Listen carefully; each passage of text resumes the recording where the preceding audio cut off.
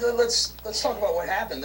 Let's remember that Saddam Hussein aligned his troops. He took the border of Kuwait, and he was going to go into Kuwait. So it's not like this big speculation whether he's a bad guy or not. He was a bad guy. Then when we went in, no, he didn't go into Kuwait. He lined him up, and then we went and did Desert Storm and stopped him. He let the Kuwaiti oil fields on fire, but he didn't ever actually go into Kuwait to try and take the country down. He never got there. He decided to light the oil fields on fire. The point being, we had to take Saddam Hussein out. We had just been punched in the face with 9/11. The Afghanistan war was starting up. We had to do what we did. I think it was the smartest thing George Bush did. He restored confidence in America. Can I make one other point?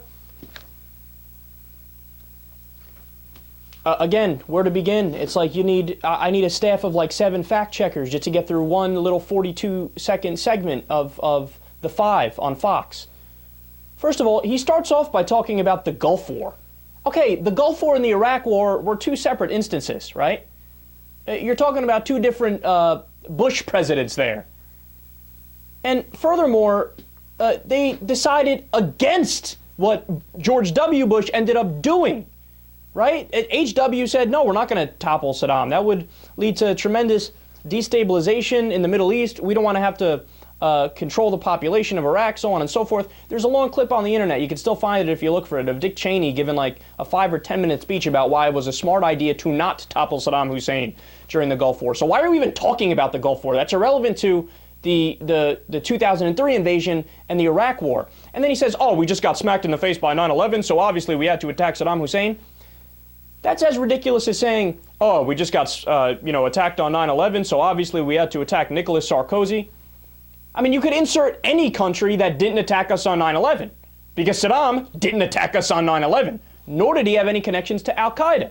So what do you mean we had to do it? And you really said it was the best decision George W. Bush ever made? Are you that monumentally stupid? No, when I look at Eric Bolling, you know what I see? I see a man who, he grew up in a Republican household, and his parents had told him when he was a young kid, Republicans are the good guys, Democrats are the bad guys. And he spent his entire fucking life, his pathetic adult life, rationalizing that away and saying, I'm going to explain why everything a Republican ever does makes perfect sense and everything a Democrat does doesn't. Children think like that. Toddlers think like that. Is there anything that you'll criticize a Republican for, you dumb bastard? And I'm just getting warmed up. You want some poll numbers? Here's some poll numbers. 54% of the American people say not worth fighting. The Iraq War was not worth fighting. Only 24% say it was worth fighting. According to a new Gallup poll, 53% of the American people say the Iraq War was a mistake. Not only not worth fighting, a mistake. According to a new ABC News poll, 58% say the Iraq War was not worth the cost. And then when you go to the fatality numbers, it gets even more depressing. U.S. soldiers killed, 4,488. 3,400 contractors were killed. Wounded soldiers, 32,221. Iraqi civilians killed, 134,000. When you go to the financial cost, so far, it's been $2.2 trillion. By the year 2053, with the interest that's accruing on that money and other costs, it's going to be $4 trillion. For what? For what?